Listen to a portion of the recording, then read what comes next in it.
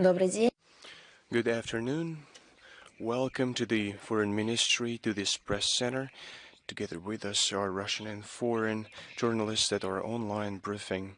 Of course, everyone is now closely looking at Riyadh, where Americans and Russians are talking and organizing a possible future meeting between Russian and American presidents. Just a moment ago, a break was announced, and then the parties are going to resume their talking process. We have a lot of questions regarding this process about the details and stances that each party has. During the negotiations, I would like to draw your attention to the fact that following the negotiation process, communication is planned between Russian foreign minister and media outlets. Therefore, I realize that it's almost impossible, but we have to endure, bear with them for a moment, then you'll get first-hand experience regarding this process. But now, let us go back to our agenda. Let us start with the agenda of Russian Foreign Minister that are upcoming on February 21st, 22nd. Russian Foreign Minister Sergei Lavrov is going to take part in a kick-off meeting in Johannesburg between foreign ministers. It's a landmark event both for Pretoria and the whole African continent. Let me remind you that Africa is going to host a G20 event for the first time in its history.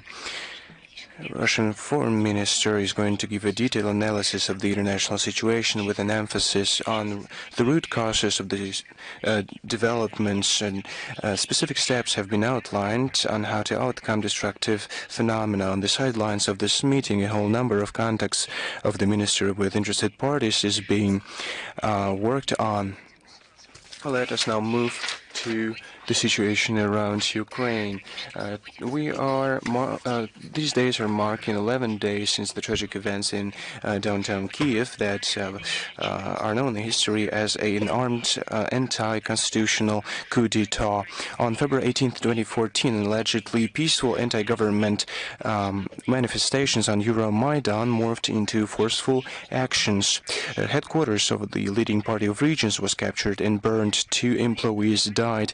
The protesters attacked the Berkut militia unit and other law enforcement bodies. Western organizers, sponsors, and orchestrators of those street battles under attractive banners of an allegedly better European life, democracy, human rights, and a combat against corruption mercilessly were pushing the protesters ahead.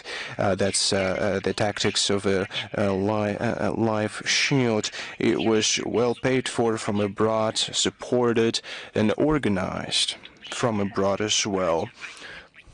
This is an attack on democracy, not its support. Those mass manifestations, riots were organized to oust the legitimate power in Ukraine. For some reason, the Ukrainian political discourse called this bloody coup, as you might know, the revolution of dignity. That's how it translates. Revoluция гідності in the Ukrainian language. Let's now see what it means. The dictionary of the Ukrainian language gives 2 definitions, and both of them don't have anything in common, neither with the tragedy on Maidan, nor with today's Ukraine. The first definition reads as a set of traits characterizing positive moral qualities. That what dignity stands for according to the dictionary. But what exactly, when we look at those events, was a manifestation of those positive moral qualities?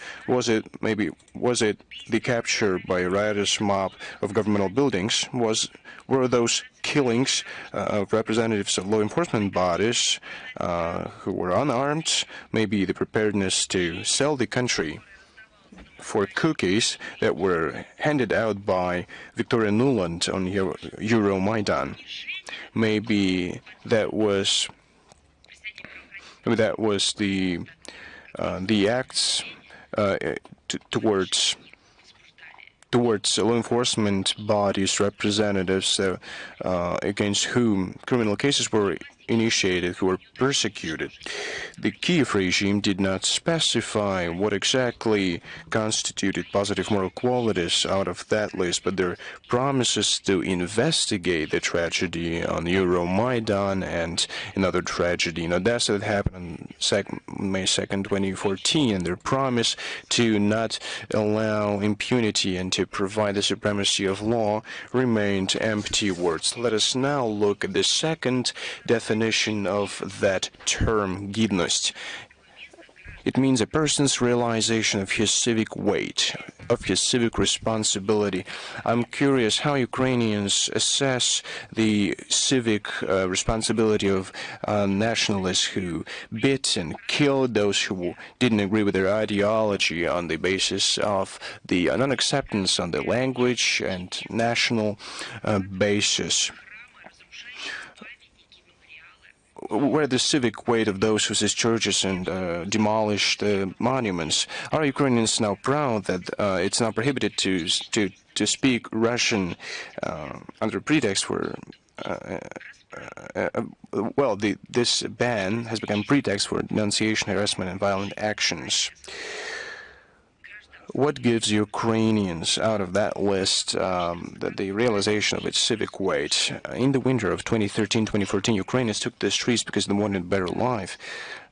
There were a lot of changes, but, can you find a spot on Earth where no changes take place? But did they really achieve what they were hoping for?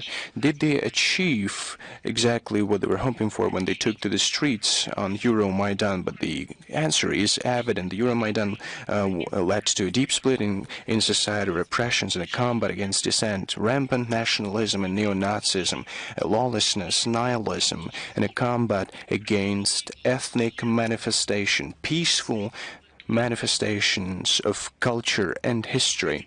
It led to a complete degradation to a social and economic situation in the country.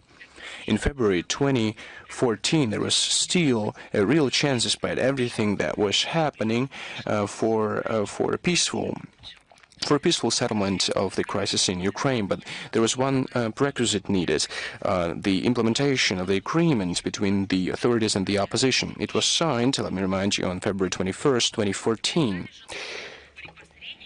And it was done with assistance. Do you remember who assisted this process? It was Germany, France, and Poland. Let us now look what these countries are thinking now with regard to what's happening in Ukraine. How does it correlate with the fact that they actually lied to the people of Ukraine? How they lied, in particular Germany and France, how they have been lying for all these 7 years after they signed the Minsk Accord, and how they're lying now to the people of Ukraine by telling them that the victory is not far ahead. And the people of Ukraine will certainly prevail, but in fact they realize that this war is being waged by the West against the Ukraine itself. But it didn't happen then, as you remember, and there was no real chance. The West didn't give any chance to the people of Ukraine in February 2014. That agreement between the authorities and the opposition was dismissed by the so-called victors of this revolution of dignity. It was just ignored as an obstacle towards governmental posts. It was violated during the first hours after the agreement had been signed. It was taken to the people as a testament to the surrender by the authorities, but that did not happen. The Westerners, including their intermediaries, instead of calling upon nationalists to adhere by the provisions of the agreement, just concluded that the change in power was made. The anti-Russian, Russophobic, Russian policies were supported. Then the conditions were formed for what will later be called the Ukrainian crisis that took many years and maimed destinies of different peoples. Now let us move on to the crimes of the Kiev regime. Back then, the Ukrainian militants received indulgence from allegedly enlightened Western pseudo-democracies. Now they continue their terror against civilian population and civilian infrastructure of the Russian regions. From February 12th to February 13th, targeted drone strikes of the AFU on the civilian transport and infrastructure in the Belgorod region killed 6 people and injured at least 8 people. We talk about it each time at our briefing, but at the Munich Security Conference, when they allegedly talk about the policy of security, we listened to a representative of the European Union, and he said that Russian civilians allegedly don't suffer. They don't get killed. They don't get maimed, allegedly. I refuse to believe what I've heard, that it was not a fake news, but we double-checked it and double-checked it again. We saw footage of that conference and we realized that those people were just, it was just ludicrous. They had all the names, family names, first names, birth dates, with regard to those people who have fallen victims to the Kiev regime, but that reiterate at all those international platforms that is not happening, that nothing of that sort happened in the town of Bucha. No one has given a single first or last name, not a single date of birth, hasn't demonstrated a single photograph of those people who allegedly fell victims to the Russian troops. For each person who fell victim to the Russian regime, we say we have all the data, we have all the information to prove them wrong. On February 12th, different DPR settlements became subjected to Ukro-Nazi strikes. 1 person died and at least 15 people were injured, including a teenager born in 2006. Bannerites are hunting for passenger buses. On February 12th and 13th, a city bus and 2 minibuses were hit in the Kitovsky rayon of Gorlovka in the DPR. On February 14th, on the Pologi-Chapaevka road in the Zaporozhye region, a strike was conducted on the Ukrainian drone at the commuter bus. The driver was shell-shocked. On February 16th, a drone strike hit Slavansk on Kuban in the Krasnodarsky Krai, and a 4-year-old girl was seriously injured. Russian courts continue to give sentences to Ukrainian neo-Nazis and mercenaries for their war crimes. Those who are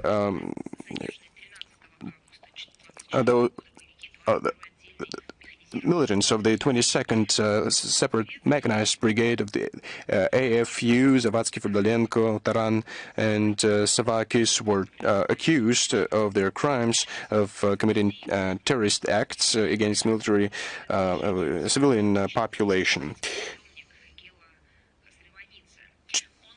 To 13.5 years was sentenced Georgian mercenary Gela Khordzavanidze. He was declared internationally wanted. A criminal case was initiated with regard to a British legionnaire, Mr. Garrett, who fought from January 2015 to December 2017 in the neo-Nazi Azov unit. Let me remind you that it's been recognized as a terrorist organization and has been prohibited in the Russian Federation. From February 22nd to November 2024, he fought in the International Legion. Investigative bodies in Russia continue their work to bring Ukro-Nazis and foreign mercenaries to justice for the war crimes and other atrocities. Now let us move on to what will certainly be silence, and we realize that all those European human rights activists, the so-called diplomats and representatives of international organizations. Now let's talk about inhumane treatment of Russian prisoners of war. The Investigative Committee of Russia has recorded further facts of an inhumane treatment of on the side of Ukrainian of Russian prisoners of war by Ukrainian neo-Nazis in violation of international humanitarian law. One of the war-wounded fighters was injured in the Kharkov detention center after being captured. He was forced to sign documents discrediting Russian armed forces. He was forced to join the ranks of territorial defense of Ukraine. Another prisoners of war, another serviceman of ours, was being tortured and kept in a pit by Ukrainian forces. He was forced to give information about the Russian army. A criminal case was initiated on charges of using prohibited methods and means in armed conflict. Now, on the illegal crossing of the Russian border by foreign journalists, a criminal case was initiated against Spanish journalist Alberto Rojas, working for El Mundo newspaper. The enforcement bodies have recorded that in February this year, he, together with neo-Banderite formations, illegally crossed the Russian border in the direction of the Suzhou district of the Kursk region, where he met with Banderites from the 47th Brigade of the AFU. That's not the first time when foreign journalists illegally cross the Russian border to tell about quote-unquote feats of the army of Zelensky. Of course, they violate Russian laws, which is now being discussed by investigative committee and the law enforcement bodies, but of course they also violate the code of journalist ethics because they are disseminating propaganda materials. Moreover, they violate the common human moral qualities because they propagate violation and violence.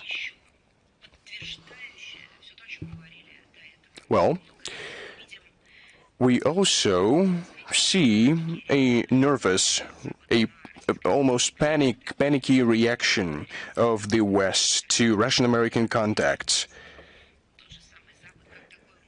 The West is surprised. How can that be? Well, it can. Russian-American contacts on top and high levels provoke a nervous reaction among Euro-Atlantic Russophobes. We see an unprecedented phenomenon in international relations. We see how they impose their own participation in the negotiation process. We're talking about the British and the European friends of the criminal regime of Mr. Zelensky. They demonstrate their inability to go beyond their own primitive attitudes to orchestrating the war with Russia till the last Ukrainian. You see, the European Commissioner on Defense, Mr. Kubilus, continues to state, and I cite him, that a just world is not possible without giving more power to Ukraine. Just look at this country. Look at the Ukraine. I'm now talking to European commissioners. Look what you've done to this country, to the people of this country. What power are you talking about? How can you increase it even? They have been immersed in Russophobia, blatant Russophobia. Madam Callas went to the extent that she started vindicating AFU militants. In her warped imagination, they don't kill peaceful Russian women and children. Every briefing we talk about it. Our regions, heads of our regions, public institutions, and Commissioner for Human Rights and Children's Rights regularly report on atrocities committed by AFU militants. Those reports are being published. As for press conferences, we hear ambassadors talk about it and give regular reports. And they still don't get the information, the news. They all have the data. They're just lying. They have to justify themselves in the eyes of their own citizens and vindicate their own failure, the failure of their own policies. That's why they are prepared to abet the killings of Ukrainian citizens. They are ready to do that by supplying them with weapons and lie to their own people. Every time we will highlight those fakes and debunk them and give answers against the backdrop of a rapidly changing situation. Such a flawed logic of thinking looks like something characterized as despair, anger, and weakness. They can try all they want to prolong the agony of the Kiev junta. They will not succeed. Because they fell victims of deceit and aggression that the Westerners involved them in, under the mottos of democracy, economic prosperity, and so on and so forth. Sooner or later, all of them will have to take responsibility for what they've done. The complicity with the modern Ukrainian Banderovics may echo to many European elites as accomplices of bloody crimes of the neo-Nazi regime that they had nurtured. More attempts to draw parallels between Nazi Germany and the USSR are pitiful, miserable, and groundless. I'll remind you, it was the USSR who defeated Nazism. The USSR liberated its territory and then went on and liberated Europe. They do it out of fear. The US and NATO are afraid of unavoidable collapse of the Ukrainian Nazis. They are afraid of responsibility before their own peoples, because they left their people and people of Ukraine, and on February 12th, the Verkhovna Rada passed a law to establish in Ukraine the so-called National Prayer Day on February 24th. According to the concept note, I quote, the common prayer will defend Ukraine and those who continue fighting on the battlefield, and will testify to spiritual unification, note, unification of the Ukrainian nation, and a symbol of faith in victory. Everything is here. What kind of unification are we talking about when, on the behest of Zelensky, and the Westerners are behind him, and the Ukrainian Orthodoxy is damaged? We see that churches are seized in monasteries. We see talk show and culinary TV shows. It is preposterous. They turn churches into something strange. They make people leave the churches. They persecute the clergy. They make them swear allegiance to the schismatics. What kind of unification are we talking about? But if people cannot find common ground, then the state has to interfere and to help those who cannot coexist with each other and find a way for the settlement. But we have an opposite situation. People in Ukraine have lived peacefully, and the Orthodox people did anyway. And to take one more step to sabotage between Ukraine, Russia, Russians and Ukrainians, there was an order to persecute the Ukrainian Orthodox Church. They did everything. They came up with a schism. They came up how to seize churches, monasteries, how to incite the believers against each other. And now it turns out there's a day for a common prayer. But there's one more aspect. We're talking about the prayer for the Ukrainian armed forces that continues terror against civilians, both of Russia and Ukraine. This is a prayer for the Nazi evil. This is literally attempt to make the evil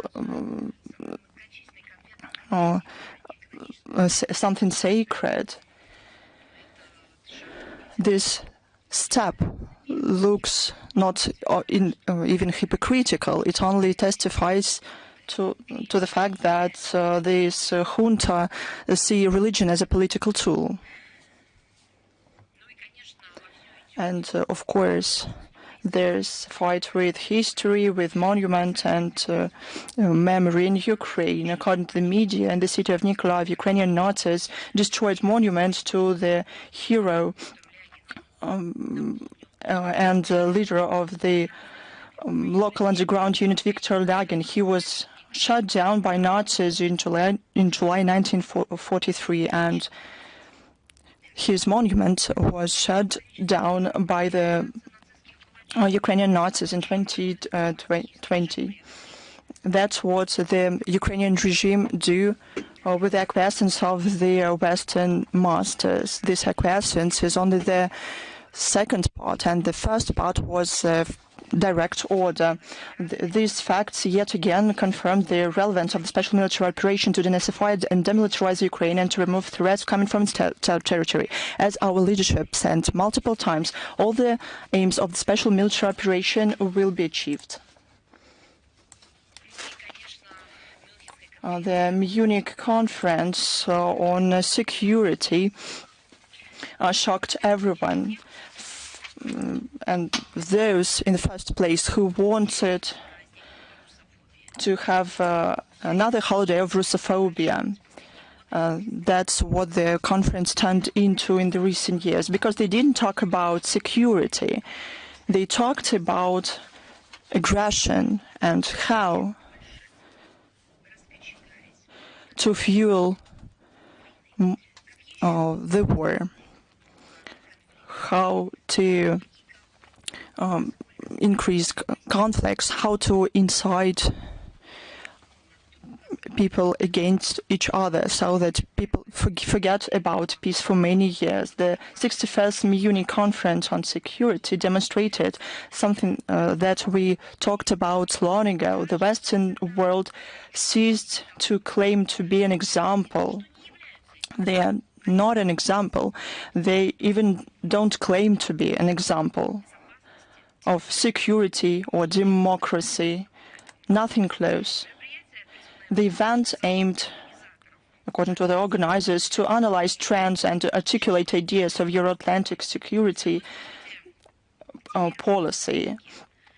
Was reduced to a squabble between two coasts of the Atlantic. All of this went along with the traditional Russophobe rhetoric. Any constructive ideas in terms of architecture of security in Europe and in the world in general weren't there. They didn't went there for this purpose. The same old story.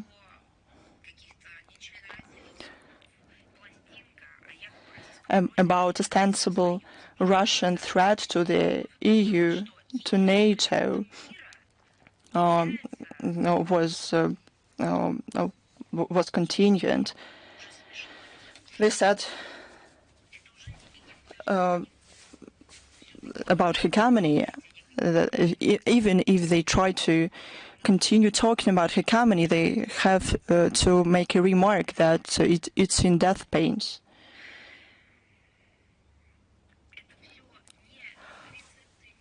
Those are not recipes for peace. Those are recipes for disaster.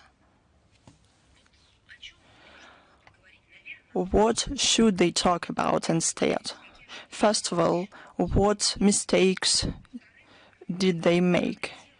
First of all, they should have analyzed their policy, their criminal policy, and talk about rectifying their mistakes.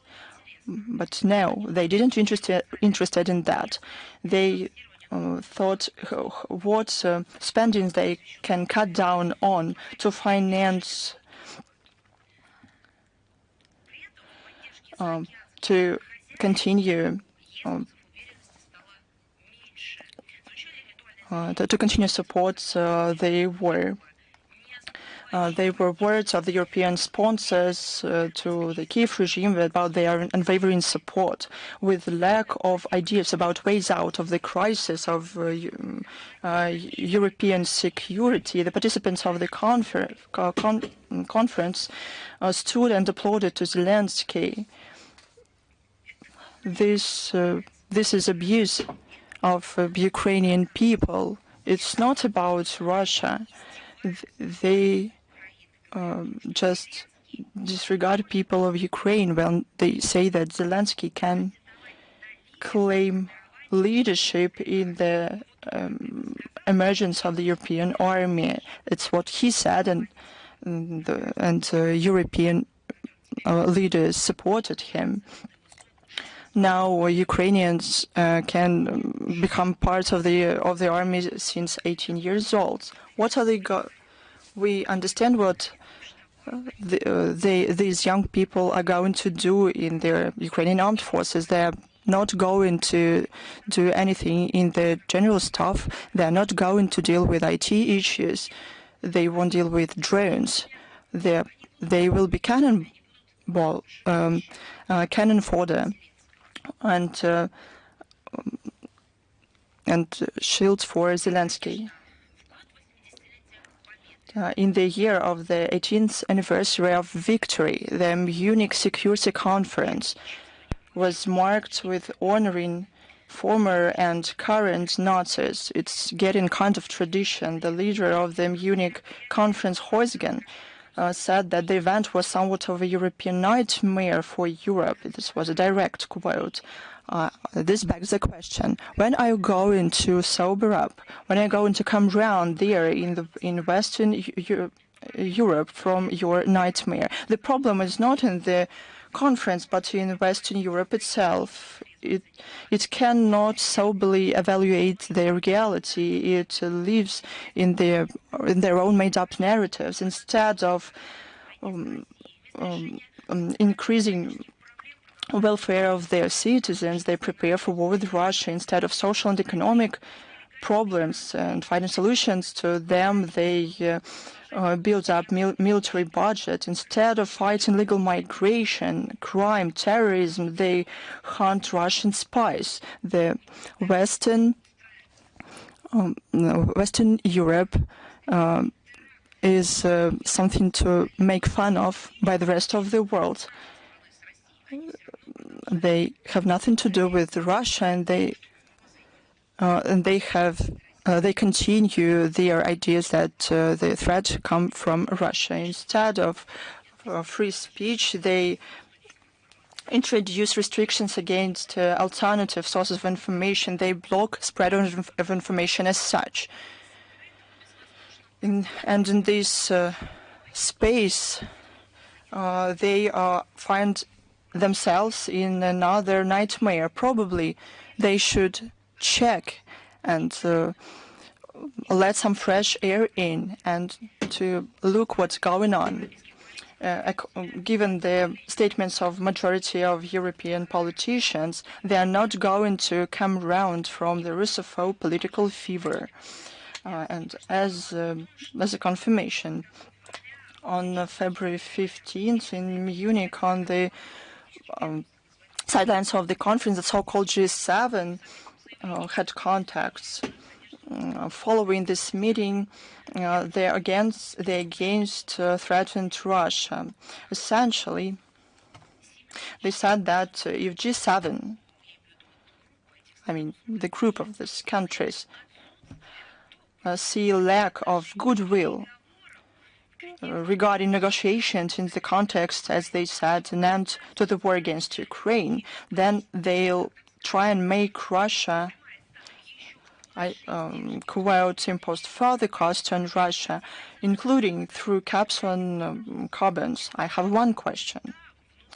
It is within G7, they talked that it's not time for negotiations, that the situation does not beg situation. Wasn't it Blinken and high representatives for foreign policy of the EU wasn't that leaders of the foreign ministries of the countries that form G7. It's not. It's some kind of a circus, and I don't want to offend circus. We defined many times the political policy of the current G7. It ceased being an association to align positions on key global issues and became a body to coordinate measures to put pressure on countries deemed unwanted. They stain their reputation with unflattering actions and decisions. It's naive to think that this get-together decides anything given in international realities. This is an outdated format and it completely lost their authority. They stained their reputation. No constructive role of G7 in development and stabilization can be mentioned, or probably they can give other examples. So where are the results of their work besides Russophobe words and nationalist or with the spirit of hatred statements against those that they call their enemies or opponents? There's nothing. Russia made an unequivocal decision in favor of real mechanism of global management. I'm talking first of all about BRICS and SCO. They represent the leading centers of economic growth and political influence, given an objective reality of an emerging multipolar world order. Here when we see real work about the tool of aggression and destructive policy about US aid. We took notice that as Washington debunked and stop the foreign aid, more and more countries realize the flattering reality of the tools of the so-called soft power. They were the tools even not of American foreign policy, but the maintaining of the narratives of American ultra-liberals, and as well as a tool to interfere into internal affairs of other countries to pursue policy needed to American Democrats, and to receive dividends within the country. There's an active discussion among countries friendly to us. Recently, the leadership of Kyrgyzstan supported the idea to shut down the Radio Svoboda. They accused its local office in spreading disinformation and manipulation of news. The Parliament of Kazakhstan also calls for audit of the US aid on the territory of Republic for the purpose of financing a number of harmful projects, from attempts to impose the people with neoliberal values to interference into internal policy. One more time. Russia said that the American programs have more risks than aid itself. That's why we weren't surprised in regards to these messages. They only confirmed what we had been talking about for many years, including for those countries who doubted or weren't sure. We prepare to continue our joint efforts to prevent attempts to undermine stability and security on our common space. A very important document of Russia. Countering extremism is getting a special sphere in the international cooperation. This can be explained by the growing problem of radicalization of citizens. that happens because of the spread of poisonous ideas and practices that facilitate incitement of religious and ethnic. Such radical ideologies are not born in a vacuum. Unfortunately, they thrive also due to the cynical policies of a number of countries that are waging information wars, provoking armed conflicts, while instigating coup d'etats for their own selfish purposes. In such conditions, these anti-extremist resilience of the most states depends primarily on their own capacities, taking into account nuances of national context. We are convinced that the protection from extremist risks is one of the main tasks for ensuring the stable and independent existence in each country. While building our own development trajectories is a pivotal condition for the formation of multipolar, fair world order. In this connection, Russia intends to defend the right of any state to independently assess internal and external threats and to determine its respective national priorities and approaches to combat not only violent but also ideological prerequisites of terrorism and extremism. By Decree number 1124 of the President of Russia, an updated strategy for countering extremism in Russia was approved. So we will send a link to this briefing. We would like to draw attention that this document, previous strategy was valid till 2025, was received a more expanded, comprehensive character. The strategy takes into account all new trends in anti-extremist work and have emerged against the background of special military operation and hybrid war against our country. The text incorporates a number of provisions of the concept of foreign policy of Russia, which further reinforces foreign policy, significantly adjusts the conceptual body of the document, clarifies the levels and sources of extremist threats, and primarily the role of the state and competent authorities with the system of countering extremists has taken clearly defined nature against extremist manifestations. This document enshrines one of the key Russian positions of the inadmissibility of attempts by foreign interference in the internal affairs of states and the use of terrorist groups and other extremist forces for geopolitical purposes. Emphasis has been placed on the need to combat the spread of any terrorist extremist ideology, including the neo-Nazi one. The strategy also accumulated progressive Russian experience in prevention and avoidance of radicalization, primarily among young people, migrants, persons serving prison sentences, and other social categories most susceptible to extremist ideas. A set of measures has been approved to suppress the use of information technologies, including Internet. Targeted attention has been given to neutralizing the negative influence of foreign intelligence services, NGOs, foreign agents aimed at provoking attempts to instigate color revolutions of so-called color revolutions in Russia. We invite interested international partners to study carefully Russian successful experience in combating extremism, which has been formed thanks to many years of targeted comprehensive work with the participation of all Russian society, has a truly high civil immunity against any extremist threats. And our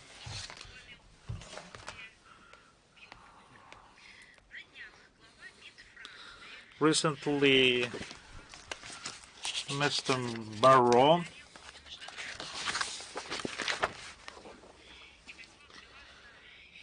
thanks the United States for liberating his country from Nazis and call for greatness together. He traditionally forgot to mention the USSR contribution to the liberation of France.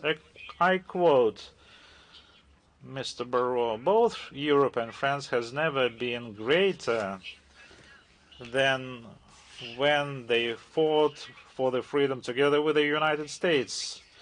This is the story of Lafayette. This is the story of liberation of France by American soldiers. We celebrated the 80th anniversary of the liberation of France this year, said French minister. We will stand with the US, ensuring shared greatness and pursuing freedom around the world. End of quote.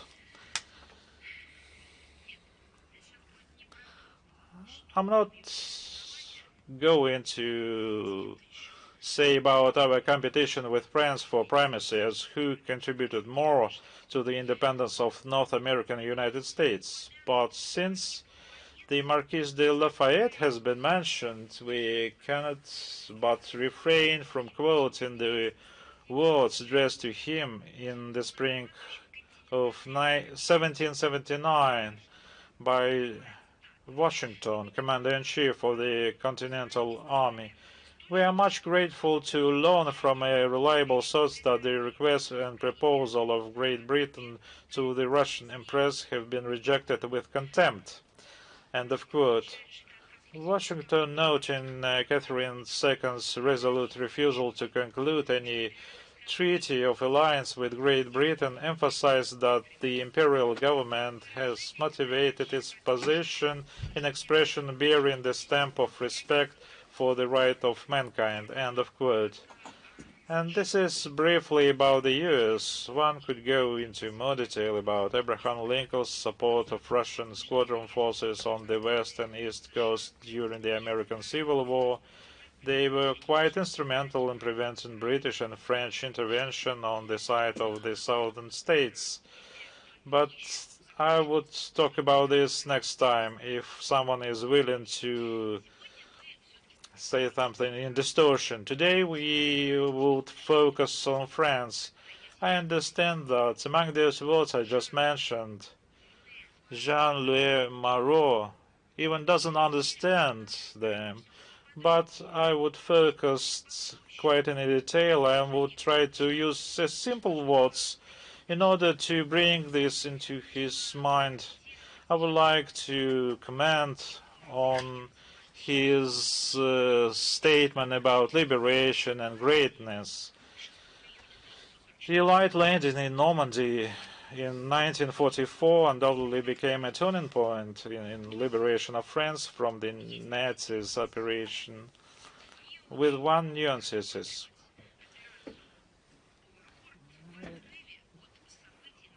We cannot regard the Overlord operation in isolation from the events of the Soviet-German front, where the same June began perhaps the largest battle of the Second World War, the Bagration operation and liberation of Belarus. In France, already in 1940, do you know, in Foreign Ministry of France, Russian immigrants created the first resistance group known as Museum of Men.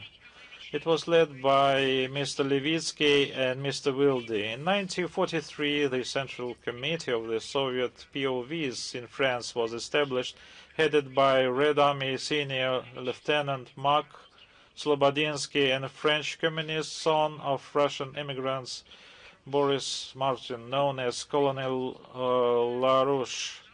Near the French town Thiel for the legendary Women's Partisan Unit Rodin. It was created by two natives of Soviet Belarus, Lisovets and Fritzon.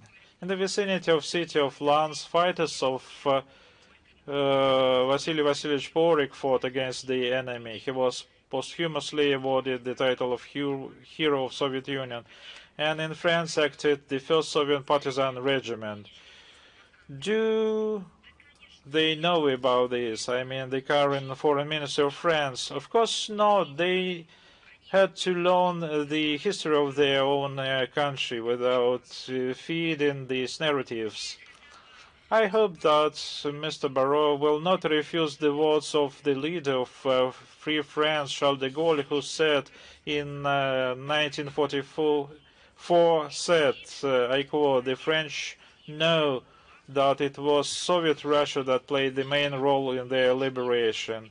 Or the current leadership are going to reject Charles de Gaulle as well.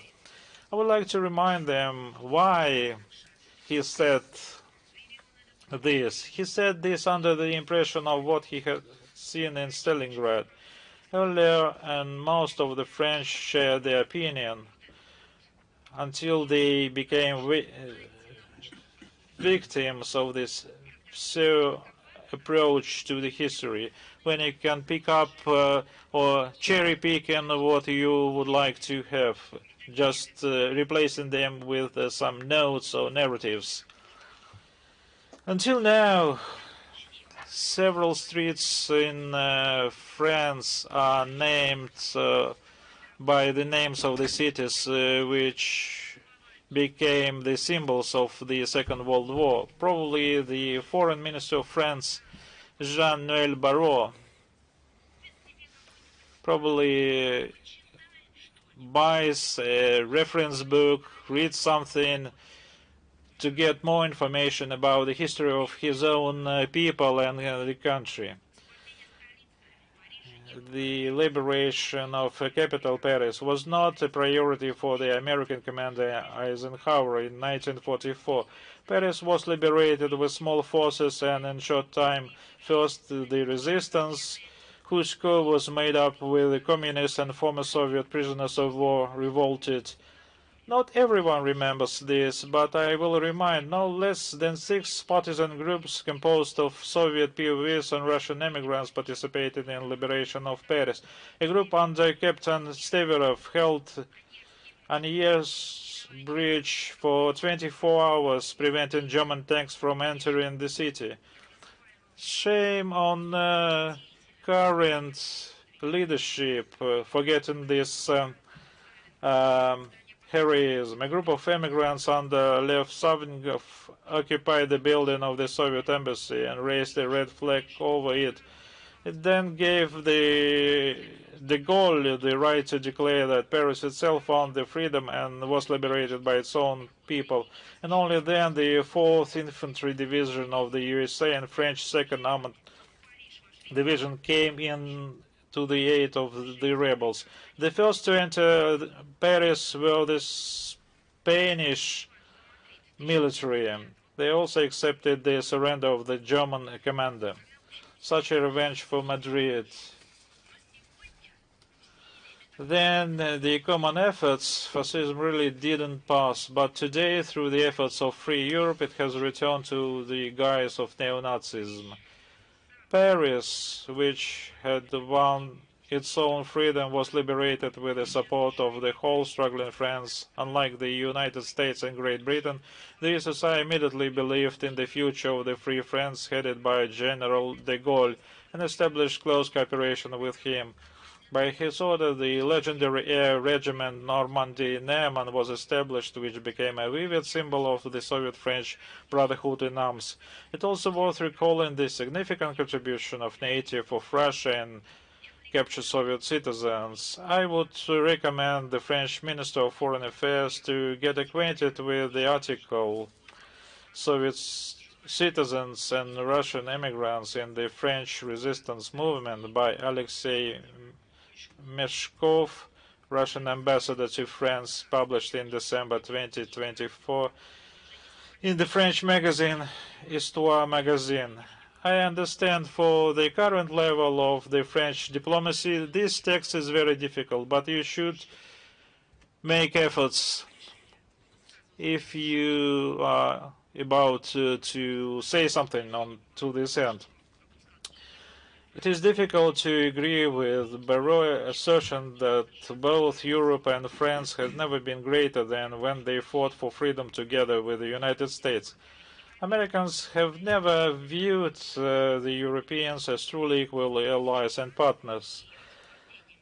There has always been an inversely proportional relationship between France's true greatness and rapprochement with the United States. This was again well understood by de Gaulle, who saw cooperation with Russia as a prerequisite for this country's greatness. And Barrot, if he has anything to thank for France's greatness after World War II, it is the leader of the USSR, Joseph Stalin. It is to him that the Fourth Republic owns its status as the victor.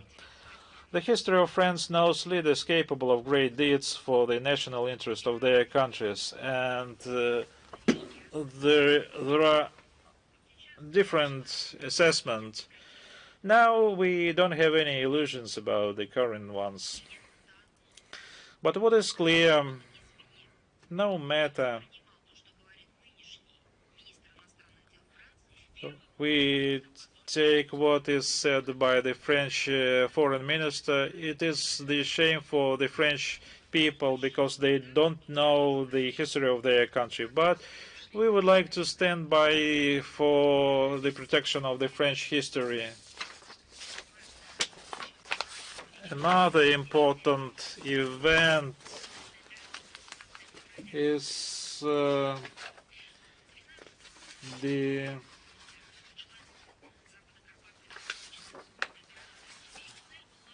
the Western Carpathian Offensive Operation. On January 12, the Western Carpathian Strategic Offensive Operation began with the aim of defeating the German forces and providing access to Ostrava industrial region.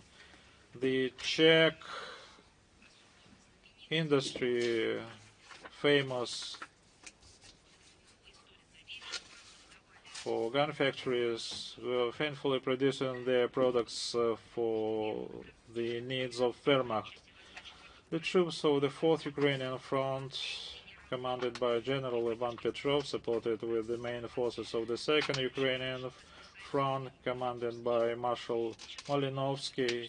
Of course, they don't like to remember this in Prague, but the 1st Army Corps of Czechoslovakia took part also together with the Soviet troops. The Soviet troops were opposed by German Army Group A, which included units of 17th Army, the 1st Hungarian Army. During the week of the Soviet troops managed to advance up to 80 kilometers.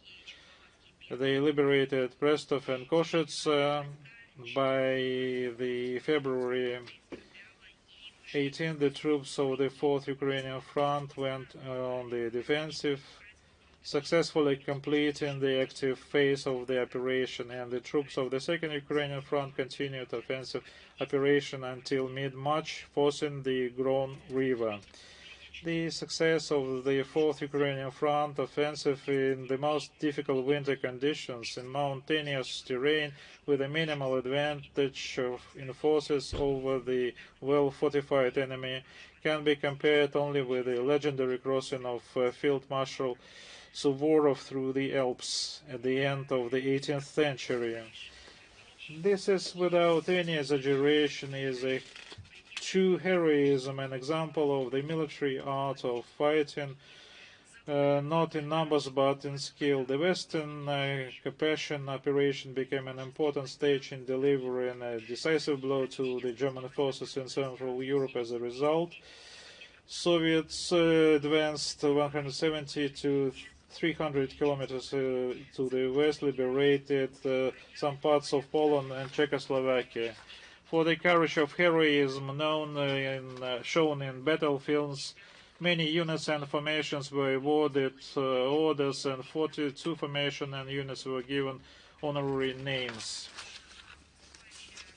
Another important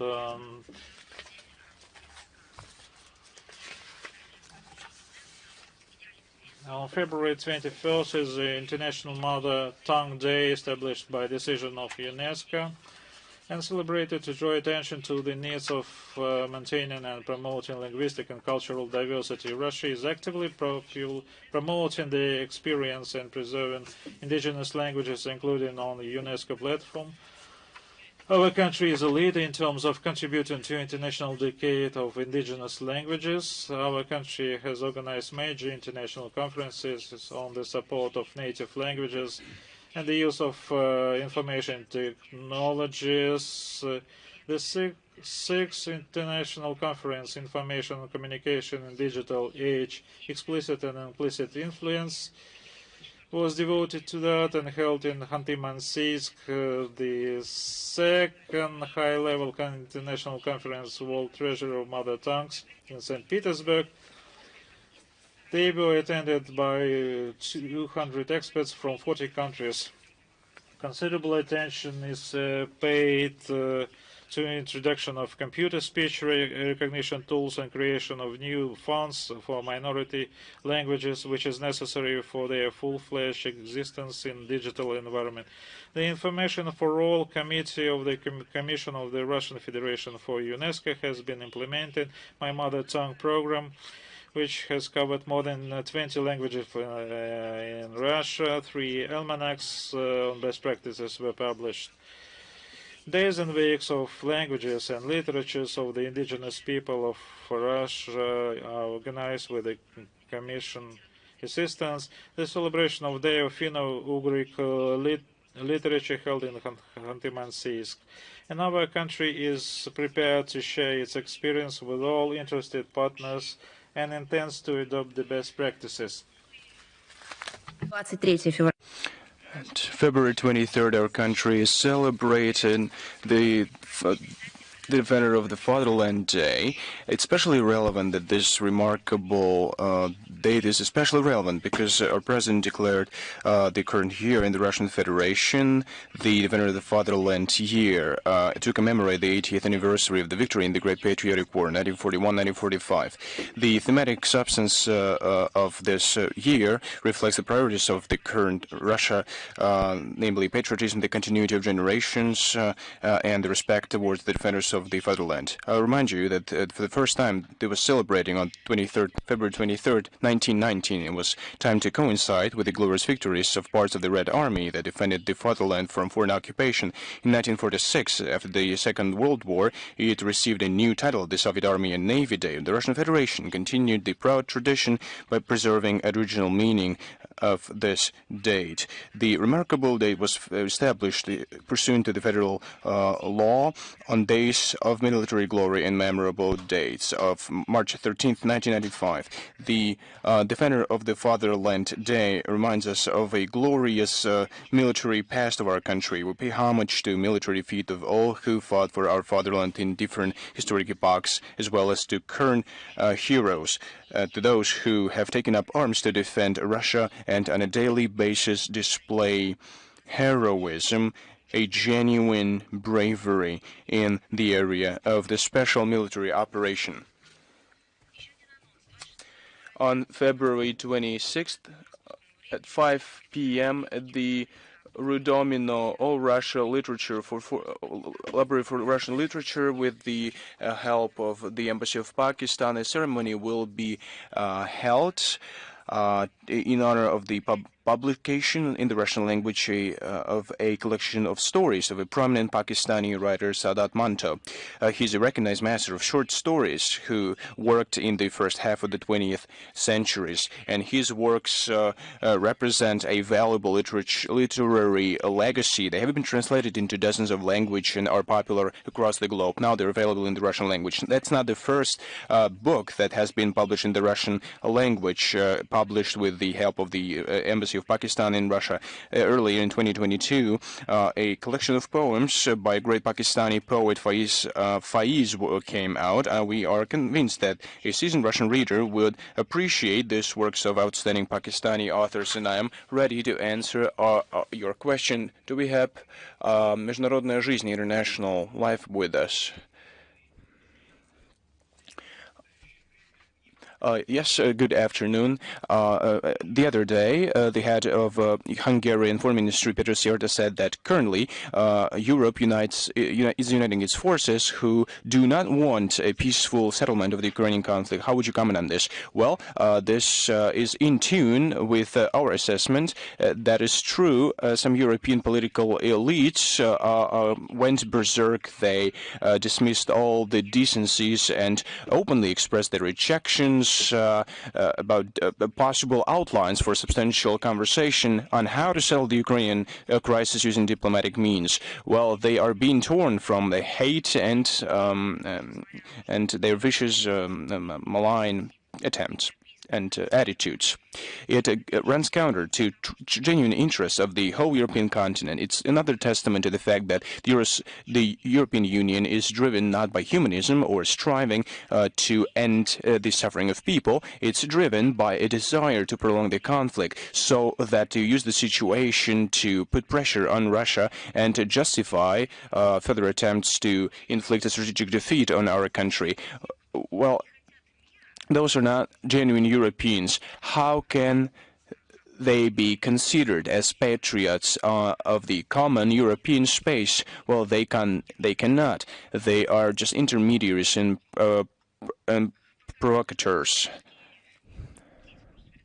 The current political discourse of the collective West shows that the current European leadership sees in the continuation of hostilities in Ukraine its own salvation from an ultimate political bankruptcy and from a slide into the sidelines of international processes from what once was a very prestigious union. They could formulate a peaceful agenda that could be their salvation. That's the road into the right direction. Well, they have committed some criminal errors.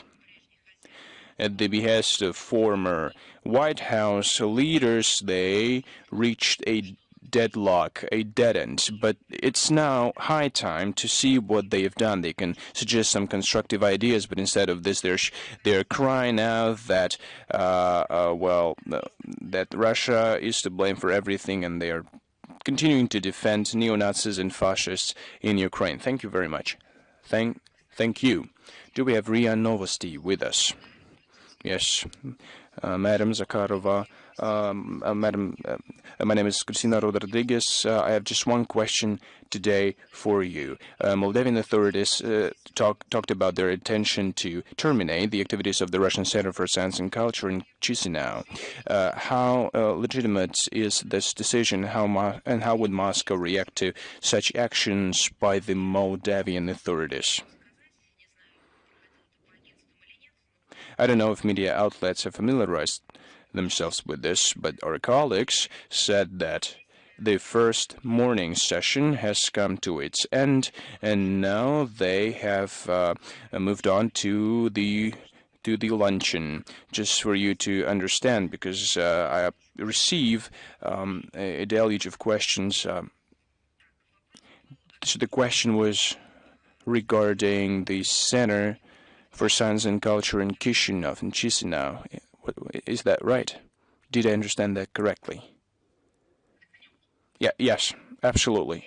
Thank you for the clarification. Well, that is true. On February 13th, the official Chisinau declared about its intention to denounce the Russian-Moldavian intergovernmental agreement from 1998 on cultural centers. It was demonstrated as a reply to a violation of an Moldavian drones.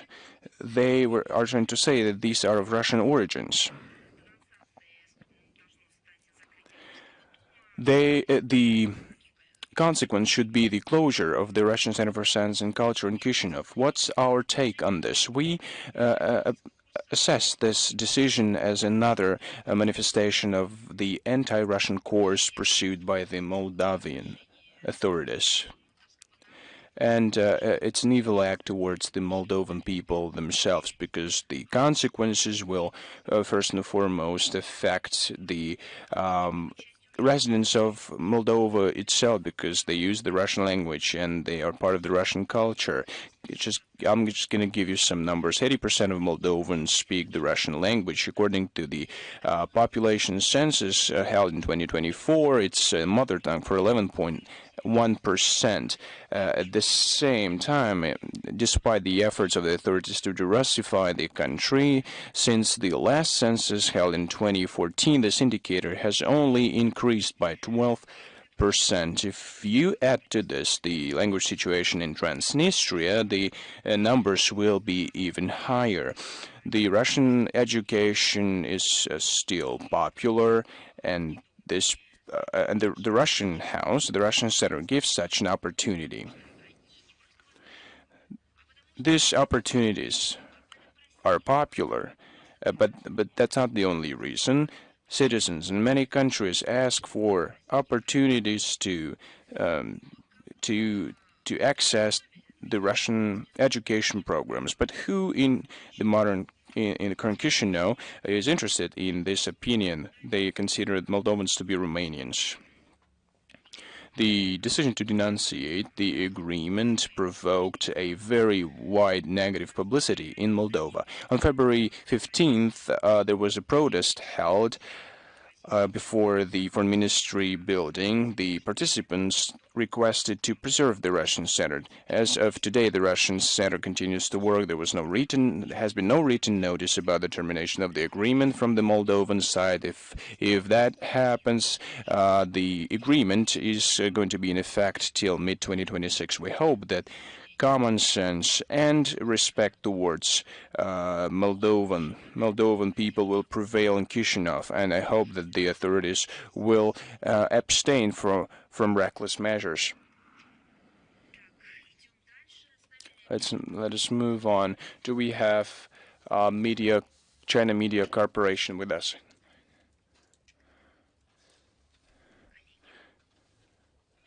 Colleagues, Media Corporation, China.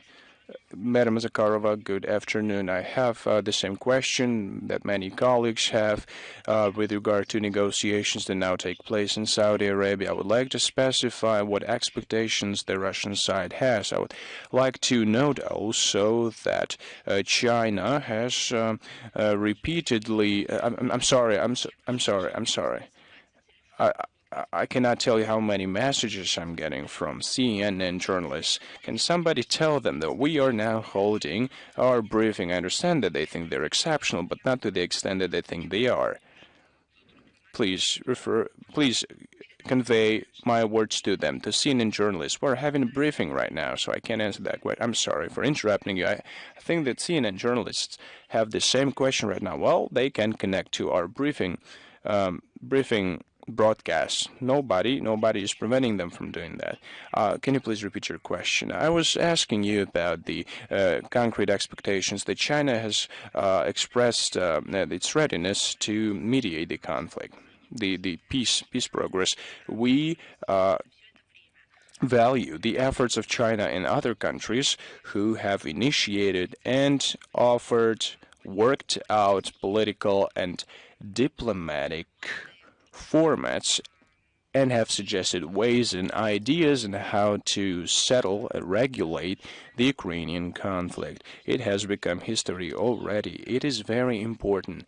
That is exactly what will become a part of the historical process that speaks in favor of the fact that these countries would like to play a more important role in global affairs, that it's not in vain that they are present in international organizations and deal with international security and stability. It's not in vain that they declare themselves to be responsible global players. That is their confirmed reputation. NATO and the European Union have a different reputation that has also become a part of history. Now to the negotiations. Let me remind you that on February 12th, Russian-American presidents said it was important to establish the relations and cooperation on the Ukrainian crisis and a long-term agreement that can be only reached on the table of negotiations. Vladimir Putin said it is important to eradicate the root causes of the conflict. The main one is the expansion of NATO and violation of Russian-speaking population in Ukraine. Without eradicating fully these root causes, the settlement would not be possible. Otherwise, they would resume their unlawful activities. It's not acceptable to us. American President Donald Trump said, listened to our stance. What the conclusions will be, that only time will show. We see the determination of his administration towards a serious discussion of many problems that have accumulated in Russian-American relations on the international agenda. But one should say that these problems have accumulated only because the previous U.S. administration created them themselves. Moscow is carefully following statements of Washington on the crisis settlement. We will analyze concrete suggestions with this regard. Let's now wait for concrete assessments that will be given in Riyadh by the Russian delegation, as was announced by me. Russian Foreign Minister Sergei Lavrov will talk to the media later. Thank you very much. Thank you. Do we have Reuter with us? Madam Zakharova, we are here. That's good. You've just referred to President's statement on the results of the negotiation with Trump. NATO expansion was mentioned as one of the conditions that, namely that the Ukraine will not join NATO is one of the NATO is one of the conditions that our president opposes. Do we need any legal instrument? Do we have to write it down in laws? NATO membership of Ukraine is not accessible. It will lead to catastrophic consequences for Europe. One has to note, though, that there is no... the alliance has to disavow the Bucharest agreements that were signed back in 1999. Otherwise, this problem will further poison the atmosphere on the European continent. The conceptual position of the Russian Federation regarding the Ukrainian conflict in NATO has been formulated unambiguously by the Russian president. Please familiarize yourself with this statement of the Russian president that was given in June 2024 at the Russian Foreign Ministry. The proposition of a neutral, non-bloc, non-nuclear status was enshrined in the 1990 Declaration on the Ukrainian state sovereignty. It draws significant attention for everyone, so let me give you a real citation quote. The Ukrainian SR solemnly declares its intention of becoming a permanently neutral state that does not participate in military blocs and adheres to the three nuclear-free principles: not to accept, not to produce, and not to purchase nuclear weapons.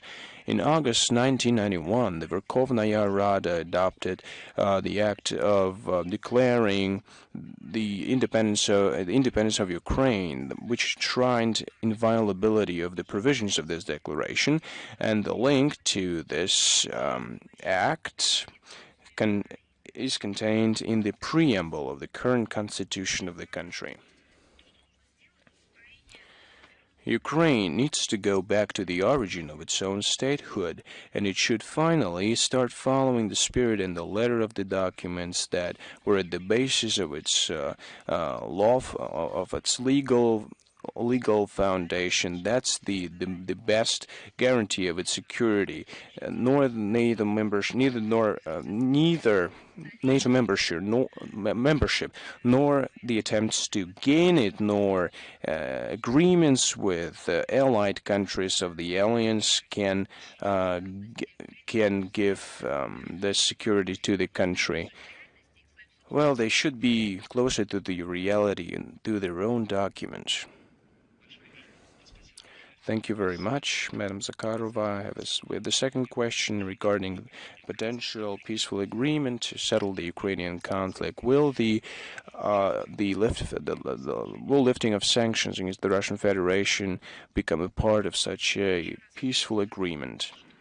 Peace agreement, rather. Can you repeat your question, please? Will lifting of sanctions against the Russian Federation become a part of the peace agreement to settle the Ukrainian conflict? Well, we have given a common, full picture, general picture as far as our approaches go. As for details, those will be commented on by those who are authorized to be involved in such negotiations. Thank you very much. More on that topic, I would like to draw your attention to the fact that Russian Foreign Minister Sergei Lavrov has repeatedly commented on that issue, and we will include links to his statements in the transcript of today's briefing. He has repeatedly answered similar questions, so we will refresh his statements in our memory. Do we have Lenta Ru with us? Good afternoon, Madam Zakharova. I have two questions. The first question, you mentioned the words of Mr. Hoskin about a nightmare for Europe. So the question in this regard is the following. He talked about a nightmare for Europe in regards to the position of the Donald Trump administration on Ukraine. How does Russian MFA see this statement, given the information that Hoskin have property in the U.S. When he was the head of the Munich Security Conference? You know, I think that what we saw, his tears and this is a natural outcome, natural result of internal anger and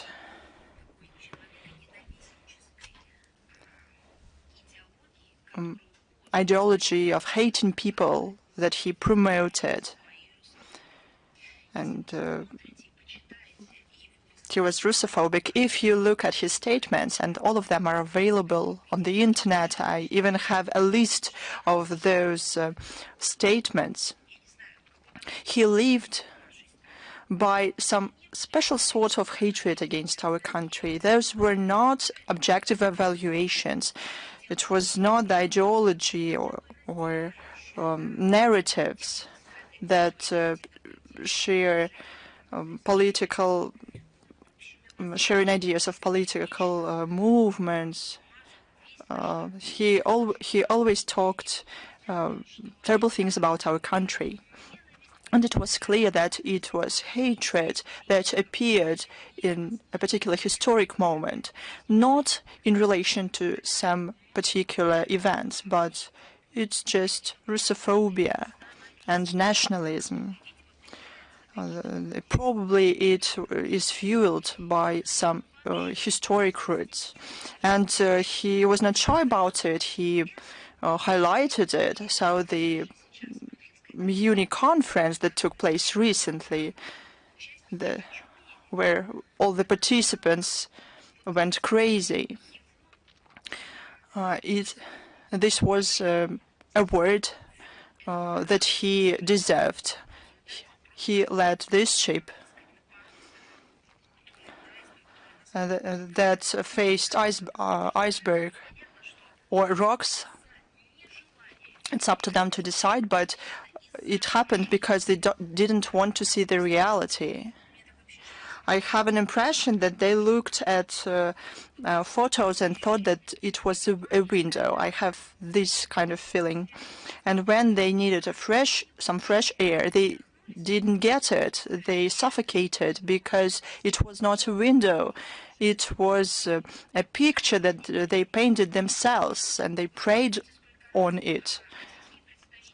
Remember how many times Russian representatives talked about necessity to see the realities while addressing our Western colleagues, European colleagues, because they tricked themselves and their nations. Even now, in the year of the 18th anniversary of victory, they continue these terrible anti-historic narratives. They compare our country with the Third Reich. They humiliate the Soviet people and the achievements of the Red Army. They stress wrong things in the history, so they continue to harbor those illusions. Whether these are illusions or of fever of an ill person, probably we have to address those questions to their nations, to their countries. You ask whether his position is biased because of some political affiliation. It's difficult to tell. I find it difficult to tell. But I think this is an internal nationalist disease that guided him. It's stronger than some kind of financial interest, because to talk about our country and people with such hatred by a person who live in a country that historically, unfortunately, harmed our country and made our people suffer a lot. And he continued this course of suffering, continued his course. This is kind of an illness of the ideology of hating people. Why we say that nationalism, xenophobia, is not just a terrible thing; it's a disease, because you can't get rid of it. You can see an example why.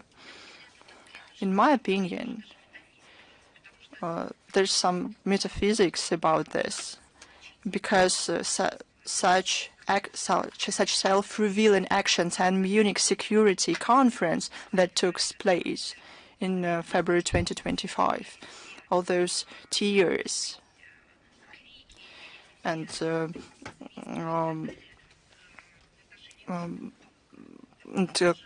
cries against each other,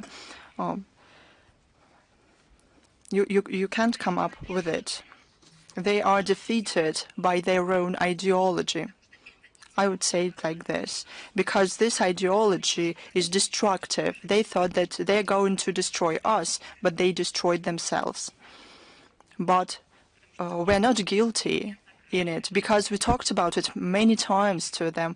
We proposed them to sober up and to go back to mutually respectful relations, to mutual beneficial cooperation, to build common Europe. We proposed we use all the benefits from our geography and history and go to the emergence of a large-scale Eurasian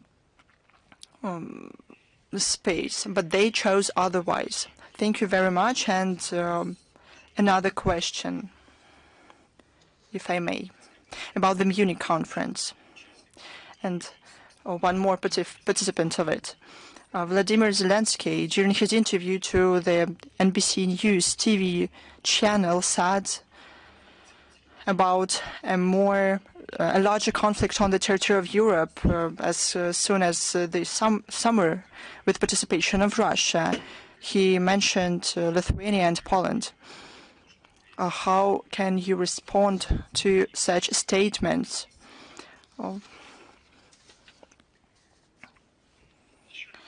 One more time. Did you say Lithuania and Poland statements? On February 17th, Vladimir Zelensky, during an interview to the NBC News TV channel, said about a larger armed conflict on the territory of Europe this summer, and said that Lithuania and Poland can become the probable territories for this. Probably Vladimir Zelensky, this head of a terrorist organization and junta, probably he has plans to either attack the neighboring countries, the countries of the EU, are plans to organize terror attacks on their territories. Probably he talked about that. We warned many times that he and the Kiev regime turned into a terrorist unit, including an international one, given the number of international mercenaries and international armaments that they receive. Probably he wants to hit the founding fathers of this constitutional community on the territory of Ukraine. We talked about it many times.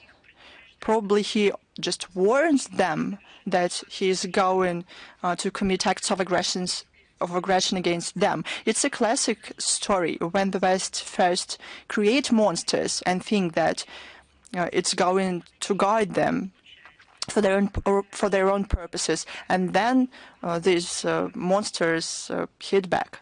There have been a lot of examples. Probably we have to specify what he meant, and probably they have to think what he meant. And he unequivocally said that he was prepared to use radical measures to achieve his ambitions. We talked that the strikes on the facilities of critical infrastructure like Zaporizhzhia NPP, or attempts to use them to put pressure on the European leaders. It was not just words. It's a signal that they radicalized to such an extent that they are in some space of nihilism, that we can expect anything from them. But it's not only our analysis. We are absolutely, we're really glad that all our analyses are confirmed by facts. But the Kiev regime says that by themselves. So let's move on. Is author E with us? Good afternoon, Madam Zakharova. We were shocked by the arrest of Alexander Gapunenko following his participation in the conference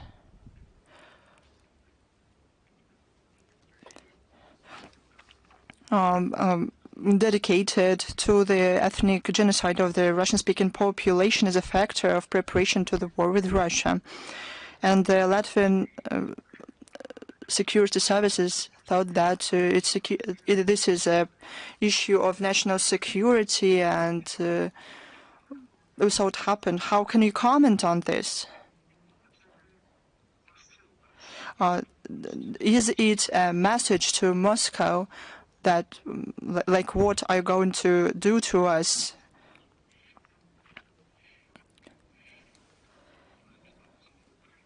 Or is it a signal to Trump himself that the local special securities show who really control political processes in the region? I didn't hear clearly what you said, and I'll try to answer your question. As to the arrest of a scientist, Alexander Gapunenko, in Riga, it is yet another action of the Russophobe regime in Latvia to intimidate the Russian-speaking population. Recently, Alexander Gapunenko was arrested, and this was done under the pretexts he said about the sad realities in Latvia, and the authorities commit terror against this ethnic group of people, against Russians, I mean. And he only confirmed in his statement the evaluations that were given earlier by the relevant international organizations about the sad situation with human rights and rights of minorities in the modern Latvia.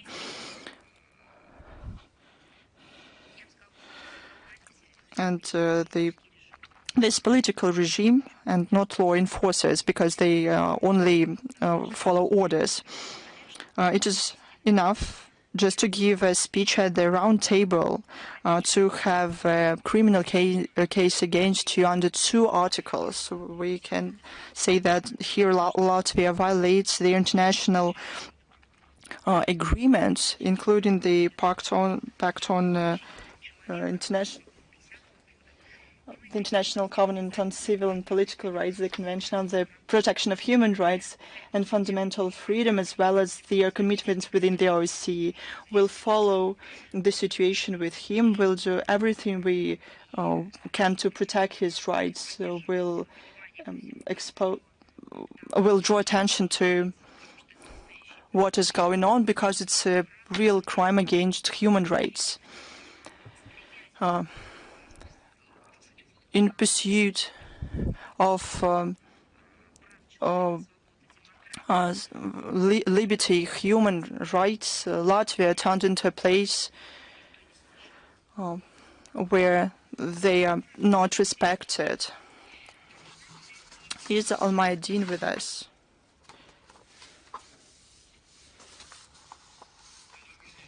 Good afternoon, Madam Zakharova. Good afternoon. Israel warned to take down an Iranian civil airplane that flew to Lebanon. It caused chaos in the airport of Beirut. How do you evaluate this act of aggression? And now, according to the information available, recently in the international airport Hariri in Beirut, there were cases of aggressive acts between individuals with security forces, including the Lebanese army, on February 14. Following unrest, there were 2 people wounded. The president of the country condemned this situation. From our side, we think that what's going on in the Lebanon is an issue of the internal issue, and we call on all the leaders to try and settle the issues and differences of the national agenda in the legal framework through the search of acceptable compromises and not resort to violence. It is vital not to let the stabilization of Lebanon at the current difficult stage, to preserve their political unity and to ensure the sustainable trajectory of this country. Thank you very much. Is the Moscow Post with us? Yes, we have one question today. The Trump administration and Russia started a constructive dialogue at the high level. Are there shifts in terms of less pressure on our diplomats in the U.S.? They had a lot of obstacles earlier.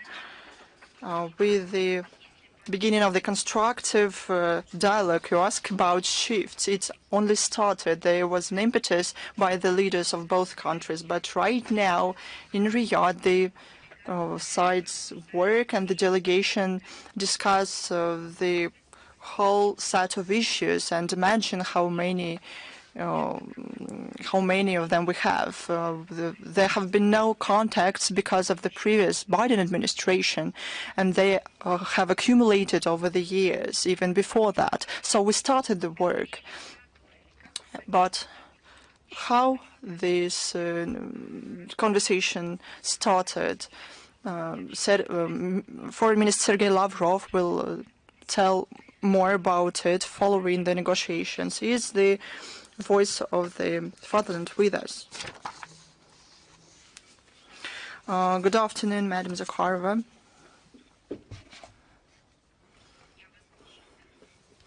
we have the following question. We're talking about crimes of neo-Nazis in Ukraine. Probably it's time to say directly that those are crimes of the US in Ukraine.